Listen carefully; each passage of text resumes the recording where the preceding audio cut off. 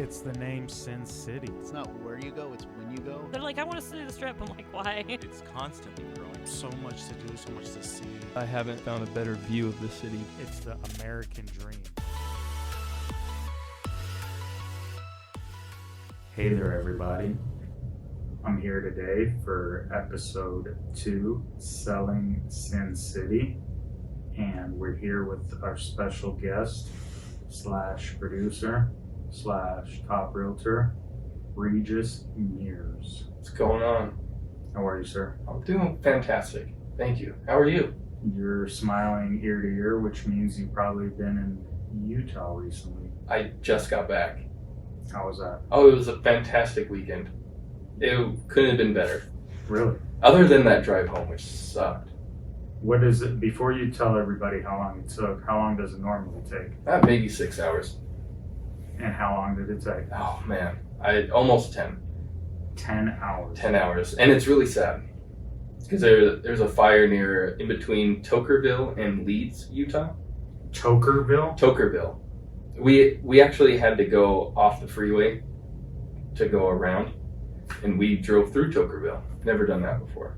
Is that a real place, or is that something you'd see in High Times magazine? High Times? No, it's a real place. Tokerville. Toquervilli, Tokerville. And the fire was there? No, the fire was on the just north of Tokerville, but it was on I-15. They had to evacuate as we were in our cars, stuck in traffic. They sent alerts out to all the cell phones in the area saying that 3 towns had to evacuate completely. So it was in a residential area? Kind of. They're really small towns, maybe 5,000 people. But right next to that whole area is, why is it blinking? Zion National Park. So like the arches, famous arches that you see in Red Rock, that's where that is. So it's just on the I-15. So you were at a complete standstill? Yeah, we sat in one place, maybe moved less than 100 feet in about 30 minutes, 45 minutes. And then we slowly crawled. During that time, could you actually see the fire? No, just the smoke. But it was huge, very scary. All right. Well, welcome back. And Thank you. Episode 2 was all about Tule Springs, Floyd Lamb Park. Yeah. Which made you feel kind of like you were in Utah again? Yeah. A lot of the parks in Salt Lake have kind of that same kind of setup. You know, a big pond or 2 big ponds, lots of trees, a lot of bird life, super green. Very cool because you got the trees that keep the park shady. Usually there's a ballpark or a soccer field in the area, which there kind of was. There's that little grassy area in kind of by the horse, what do you call it, horse barns or pig barns, whatever those are. Yeah, there's huge grass areas over there for picnics and, you want to kick the ball with the kids or some fun areas. So what made you choose this for our episode? So last week we were downtown and we got city life. So to take a step away from the busy hustle bustle, that was a good spot to kind of give you a different perspective of what Vegas is like. I got tons of phone calls and emails and text messages. People were very upset that you are in episode 2 picking out locations because they're upset you're not a local. That's too bad. I think I can give a different flavor as being an outsider coming in, because coming from Utah, there's a lot of outdoors. Well, they were like, who is this tourist telling us where to go? Well, what I think I can bring to the table for that is anybody that's coming from those outdoorsy places, from Utah or Colorado. You know, if I'm looking for stuff that helps me think like I'm a little bit of home or get a piece of that, so I feel like, I'm still at home a little bit, I can go explore and translate. Well, don't get upset. Nobody really said that, but I like messing with you because we've been trying for the last couple weeks since we talked to Jason to see what is the amount of years that you have to live in Vegas in order to be considered a local. Yeah. So after 9 months, you were homesick already? That's why we went to the park? No, I don't think it was because I was homesick. But I think if someone's looking for something other than, because people see Vegas as just big lights and flashy lights and everything like that, where Right. this was the total opposite, where you have completely outdoorsy, fishing, biking, picnic, birds galore, peacocks. The peacocks were incredible. I've never been that close to so many peacocks. The peacocks are unbelievable. I mean, when they spread their wings, Mhm. is that what it's called? Wings? I think it's their tail that they lift up. Their I think. tail? Yeah. We might have to bring in an expert for that. But whenever they open that up, hmm it looks unbelievable. So I got a video of this one peacock, and it had its tail or feathers, whatever it was. It was showing off, doing its thing. It had its back turned to me, so you couldn't get the whole visual, of all like the spots and the colors. I could only see his butt. And I was recording, and as I was trying to, He kept turning? he kept turning. Every time I'd walk around to go the other side, he'd turn away.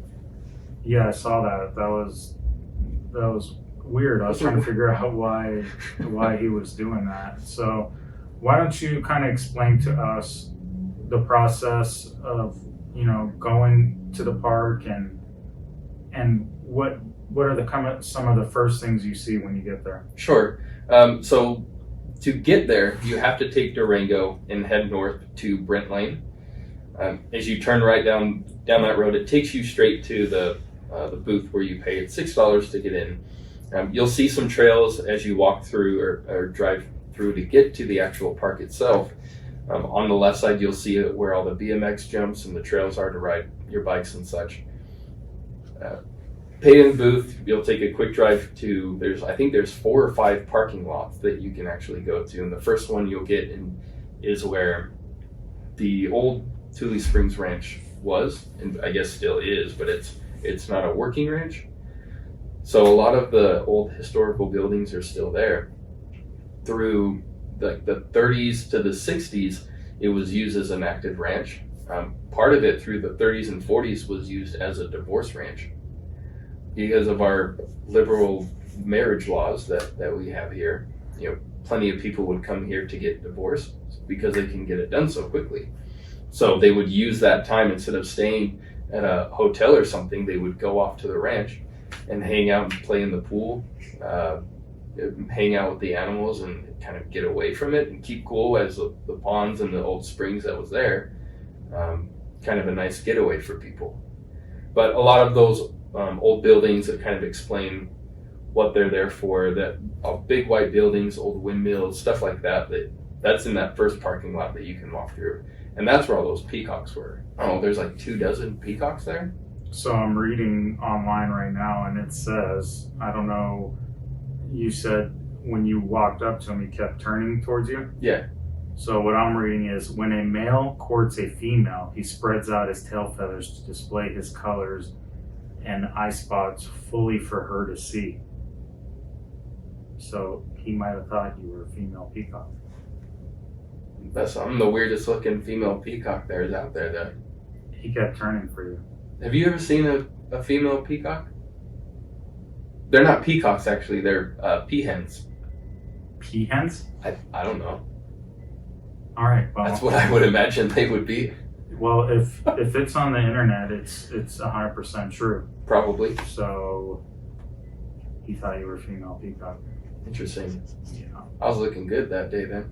Yeah. You might not want to tell your wife this story, but All right. anyways, let's go back to kind of what to expect when you get to the park. And for our mountain bike listeners, they might get offended that you were talking about the BMX jumping area. Was there not? Is it not BMX jumping? Well, I've seen people jump there with their BMX, so Okay. you're not 100% wrong. But what's kind of cool about that, and the reason I found out about it, is I would say about a month or a little over a month ago, that mountain bike trail opened up.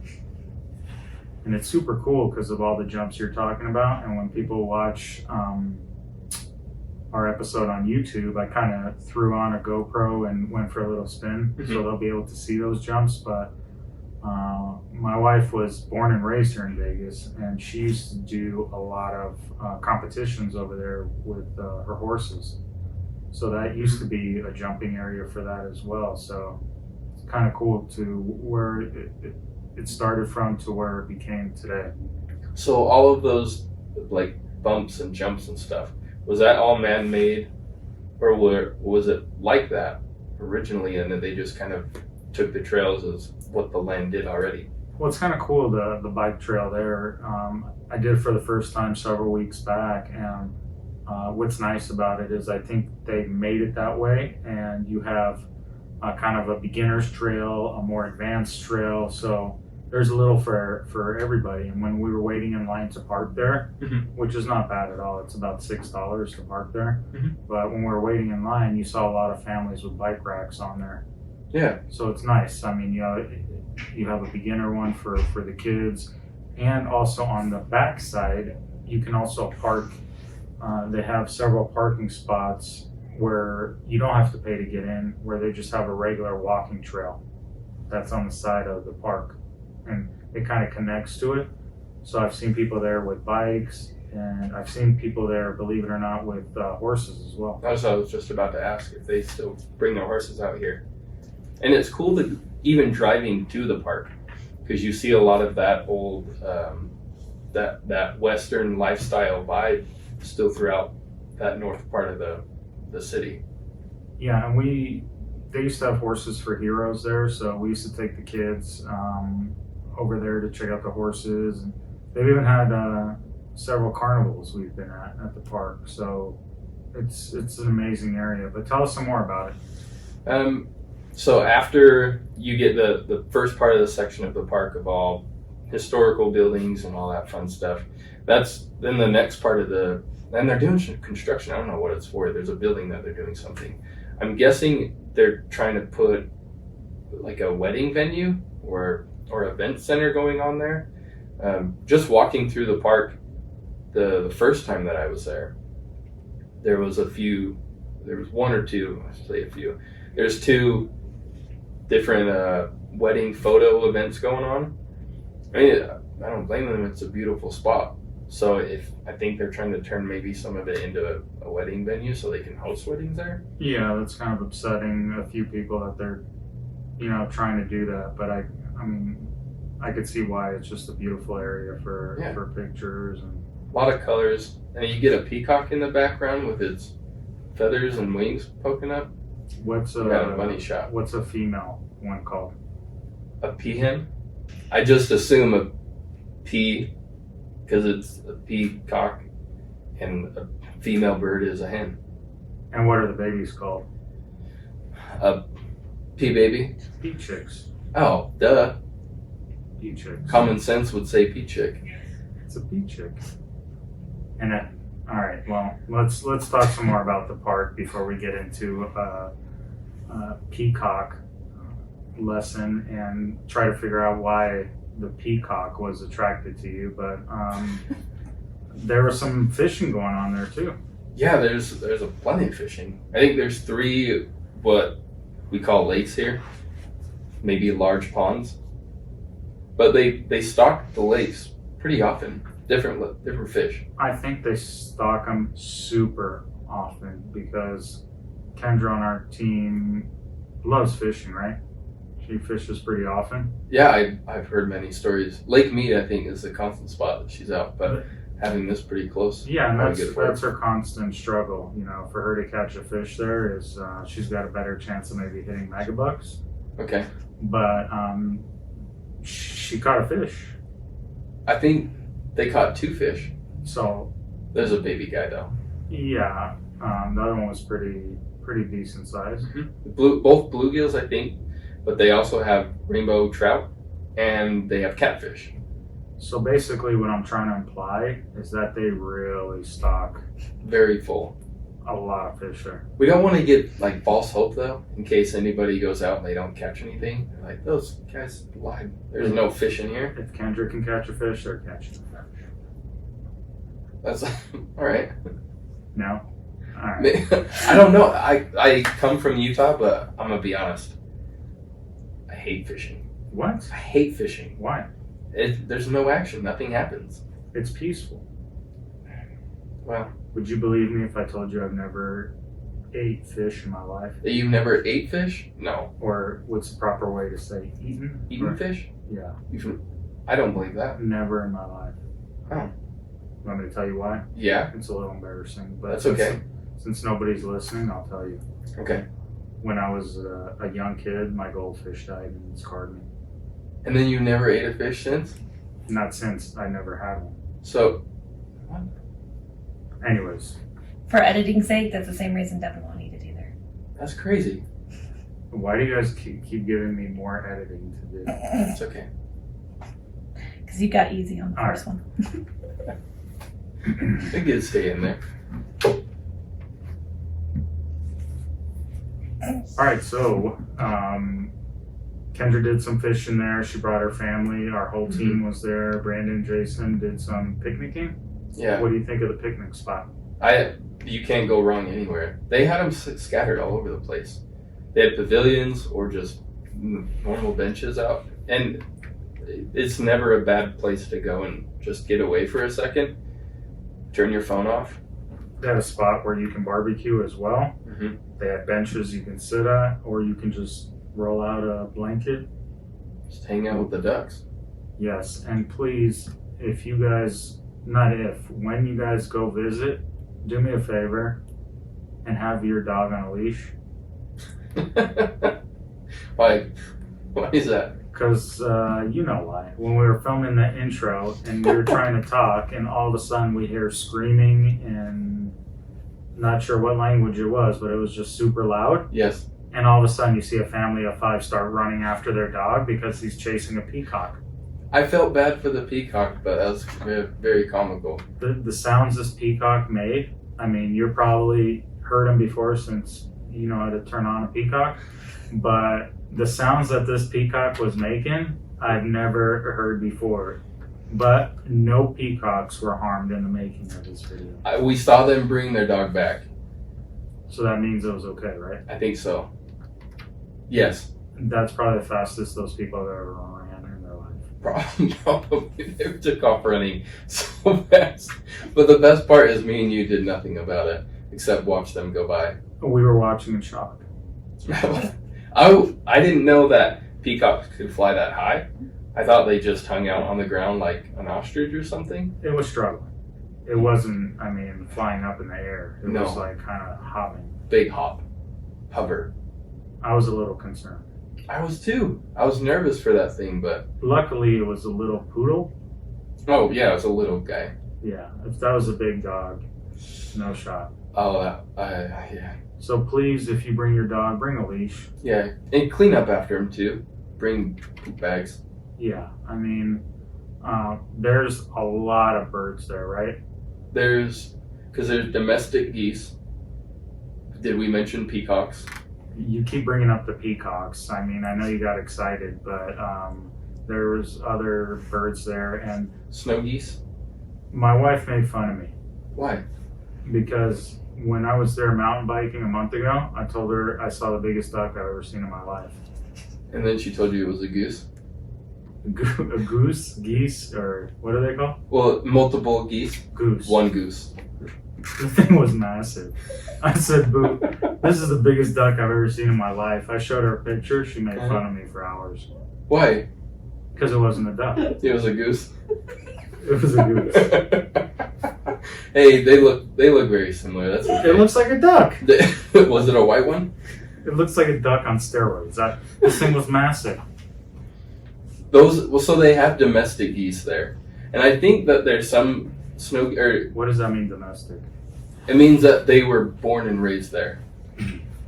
So they were brought in at some point to this ranch, who knows how long ago. Maybe when the ranch was running back in like the 50s, and they just kept geese there because they're fun to look at. But how do you know it's not, since Kendra caught a fish, we know it's pretty easy. How do you know it's not just a duck that ate a lot of fish? No.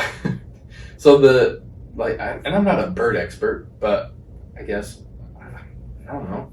Like the white ones, those big white geese, some of them are brown too. Probably what you thought was a duck. This was white. It was, okay, so it was a white duck, but it was a goose. Those typically are like a wrench. Like one mother hen. You know mother hen, yeah? Mother hen? Sure. Mother goose, not mother hen. You ever heard like Mother Goose, the stories that she tells and whatever? Yeah, she walks around with a basket? Yeah. Okay. That's a domestic That's a goose. smart duck walking around with a It's a basket. smart duck. It's a large duck or a small goose. Did you see how much stuff I fit in my basket when we were riding? Yeah. That's a smart duck. But, Shout out to episode 1. yes. So, you know I have a farm, right? And, Yes. you know, my wife has every animal you can get. I always tell her, why don't we get ducks? They're so cute. Yeah. And she's like, they're messy. And I'm like, we have every animal possible, until we were at the park and I saw those ducks, and it was just walking and pooping the whole time. Yeah. Well, they don't have bathrooms. Duck bathrooms? No. Yeah, and that So stuff was super runny too. I mean, I'm trying not to describe it, but I could see why my wife didn't want me to buy ducks. Yeah, if you catch a herd of ducks walking by, you'll have a messy spot that you have to walk through. But they kept the trails pretty clean there. I was impressed with how many ducks and birds there really are. The park was well maintained. Yeah, it was beautiful out there, and they're open every day from 8 a.m. to 8 p.m. Yeah, and that's a strong 8 p.m. right? yeah, they came around Marshalls. Yeah, I don't know what you want to. Were they marshals, rangers? What do you call them here? Yeah, they're marshals, and they had their lights on, and they're like, "It's time to go." Yep. And we just started having a good time. It really was a fun time with everybody there, because there was so many things for everybody to enjoy. Whether it was watching birds, whether it was fishing, whether it was just hanging out at the park, or going for a ride, or going for a walk. So let's talk about the bird watching, because Jason on our team, and you'll get to know him next week because he's hosting episode 3. Yeah. Which we'll give a little teaser. It's in Boulder City, and that's about all we're going to give because you have to stay tuned. Quite the tease. But he took the bird watching to a whole nother level. Yeah, he was into it. He was up, wasn't he up in a tree? I couldn't find Jason. I'm like, where's Jason? Where's Jason? I look up and he's hanging from a branch checking out some birds. He's getting all up into it. I've learned that there was owls up there too. They have hawks. Did he tell you that? No, I learned it. He had his binoculars. He saw all of the birds. Yes, and Big black flying ones too. yes, and there was a hornet. Well, it was a bee. It was the biggest hornet I've ever seen in my life. So I've never seen these bees before until moving to Nevada. Hornets, go ahead. But they're big black fuzzy bees, and their defense is looking massive, but they won't do anything to you. So we were filming in front of one of the trees, me and Jason, about his bird watching experience. Yep. And I almost got attacked by a 5-pound hornet. It's close to 5 pounds. We'll say. Yeah, he could have been eating some of those fish that were stocked up there because this thing was massive. He looked like he'd been hooked up to steroids. And I couldn't believe, yes, for sure, him and the duck are on the same roid cycle. But I couldn't believe how much Jason jumped when this hornet came. I stood there like a statue. It was, I mean, you know, I'm not scared of a hornet. That's impressive. This was He almost jumped in the lake. Jason did? I was there though. It was me, right? Yeah. This was the notorious B.I.G. of bees though. I'll give you that much. This thing was massive. Anyways, when I almost got attacked by that hawk, aka hornet, Jason was really, we kind of assigned him that task and he did an amazing job. Yeah, he willingly took it. I think more because his dad had binoculars. But He's the only one with binoculars, but he came through. So he did. But what was cool is what he said after we were all done. He said, "You know what? I really enjoy this. I enjoy coming here, and I like." And I asked him, if you enjoyed it, when's the next time you're going to do it? And he said, when I'm 85. Oh. But I think the reason why it's so cool is because as you go through your daily life here, you're not running into these birds at all. You're seeing pigeons every day, all day. And I think the hustle and bustle of him being such a busy agent, just to get those, 20 minutes or half an hour and just zone out and just stare at birds. I actually want to leave this podcast right now and go outside and look at some birds. Go hang out with some birds. As long as that hornet, because he's looking for me. He remembered. So as long as he doesn't mess with me, yeah, that sounds like a peaceful activity. I mean, every once in a while I go out and pet my goats, and it's very calming. Mm-hmm. You ever pet goats? I have. Yeah. In Utah? Yeah.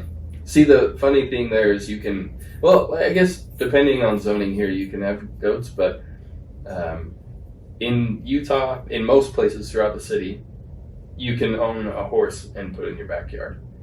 Goats, sheep, yeah. Especially the town that I came from, Tule, a small town, 35,000 people, and it's the whole city has lambs, sheep. Just in like a regular sized backyard? Yeah. Wow. Yeah, we had a neighbor that would walk her sheep every day. Are you trying to get me to Utah? Because as soon as Kelly hears this, she's going to say we're moving to Utah. Let me backtrack. They prohibit all animals. Did you hear that, Kelly? She literally tried to walk the goat down the street. She got a leash for it and everything. And then she got a goat carriage. That's a sight. She didn't get it. She was going to. She was super close. Do you know what a goat carriage is? You put on a motorcycle? Like a side cart? A goat carriage is like a horse carriage. Oh. The goat's pulling. Go. She wanted to take the kids to school in a goat carriage. That's the best part of Vegas right there. My daughter said hell no. You know how embarrassing? She's embarrassed if I drop her off in a car. Just me. But now question, as an adult, wouldn't you love to be pulled around by a goat? Well, once you become an adult, everything changes. Yeah. But as a kid, you lose so many cool points. Yep. When your parents show up in a goat carriage. Yeah. Luckily, your kids aren't old enough to hear this podcast and see that their dad turned on a peacock. But as a kid, you get just super embarrassed by stuff. Wouldn't mind that. Yeah. But anyways, so the park is open till 8 p.m. We showed up pretty late because it was a hot day. It was. If we would have known that it's 20 degrees cooler there, we would have showed up a lot earlier. Yeah. It was not, especially by the water, because they've got big pine trees and willows, all sorts of giant trees. So you get in the shade by the water, 20 degrees cooler, and you can hang out all day. So being our expert on the park, you showed up the day before with your kids. What were your kids' favorite part? I don't know about their favorite part. My favorite part for their kids was being chased by the geese. I think they chased your kids? Yeah, the little one. He's 4. He's 2 feet tall? I don't know. Whatever small children's size are. And I think they saw him as a small snack. So they chased us around the field for a little bit. And you saw how many geese are in that field. 4 dozen? Speaking of snacks, and you're talking about your awesome son, you left him here for me to babysit while you had to show a house. I did. Thank you for that. Well, I would say you're welcome, but you scarred me for life. Why? Is this because of the food? Yeah, this kid took his fruit snacks, shoved them all in his beak, every single one, and it scared the hell out of me. That's what kids do. I saw my kid almost choke on a lifesaver, and you're not supposed to. They have holes in it. Yeah. So when I saw your kid shove that whole thing in his mouth, it scared the hell out of me. It scares me every time he eats. One of his favorite snacks, foods to eat in between meals, is quesadillas. Don't tell me he puts the whole thing in. So we cut it into pizza slices. Okay. To prevent that from happening? That's the start. But he will only eat. you know, quesadilla, it doesn't have a crust, but Uh-huh. there's part that doesn't get cheese. Right. He'll eat all the way to there, put it down, and then take the next one, and eat, and they're gone in 10 seconds. And then he's got a mouthful of cheese and tortilla. So he doesn't swallow it till he eats it all? He sucks on it like a jawbreaker through the day. Well, you know what? Thank you for letting me watch your kids, because that was a perfect birth control. There you go. Thank you. I'm good with 2. I got a boy and a girl. You got a boy and a girl. I think we're set. Yep. So back to the park. They enjoyed getting chased. What did your daughter like about it? Just the walking around the historical part. There's a cool bridge over at the back end of the ranch part of it. There's a old pool. You can see where they had concrete cut out for the pool, and they filled that in. So there's this bridge that used to go over a stream where the springs would run and to the pool. And she loved walking across the bridge and looking at the birds and the sights and all that kind of stuff. So it doesn't matter how old you are, there's something for everyone there. Absolutely. We got walking, jogging paths, fishing, picnic area, historic area, mountain bike trails for mountain bikes and BMX. No discriminating on the No. bikes. No, they got a cool hay barn over there. So there is something for everyone.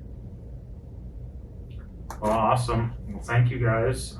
Thank you, Regis, for putting that adventure together. Absolutely. Next week we'll be in Boulder City, and we'll pretty much cover this whole town One week at a time. 1 week at a time. Thank you, everybody. Thank you.